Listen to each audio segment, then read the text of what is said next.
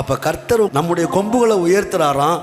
எப்படி உயர்த்துறாராம்? மகிமையாய் உயர்த்துறாராம். அதனால தான் யார் உங்களை மனம் மடிய செய்தாலும் சரி, யாருடைய ஆறுதலும் உங்களை ஆறுதல் படுத்த முடியாத அளவுக்கு நீங்கள் அழுகையோட கண்ணீரோடு இருந்தாலும் சரி, அந்த கண்ணீருக்கு தக்கதான உயர்வை உனக்கு வைத்திருக்கிறேன் என்று கர்த்தர் தீர்க்கமாய் சொல்லுகிறார்.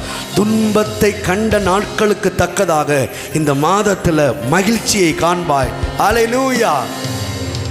ஆண்டவர் நிறைய வாக்குத்தத்தங்களை கொடுத்திருக்கிறாரு. ஆனால் இந்த மாதத்துக்கென்று தேவன் சொல்லுகிற வார்த்தை, உன் தலை இந்த மாதத்திலே, இந்த மாதத்திலிருந்து மகிமையாய் உயர்த்தப்படும். எல்லாம் சொல்லுவாங்க, என்னுடைய தலை மகிமையாய் உயர்த்தப்படும். நான் உயருவேன், மேலாவேன், தலையாய் இருப்பேன், வாளாக மாட்டேன், கீழாக மாட்டேன். கர்த்தர் அப்படி சொல்லி இருக்கிறார். ஆமென். உங்கள் தலைகளை நிமிர்ந்து நடக்க செய்வதற்காக, உங்கள் கொம்புகளை மகிமையாய் உயர்த்துவதற்காக அவர் சிலுவையிலே தன்னுடைய தலையை சாய்த்தார். அவர் சிலுவையிலே தலை சாய்த்தது உண்மையானால் என்னுடைய தலை உயர்ந்திருப்பதும் கோடி மடங்கு உண்மை.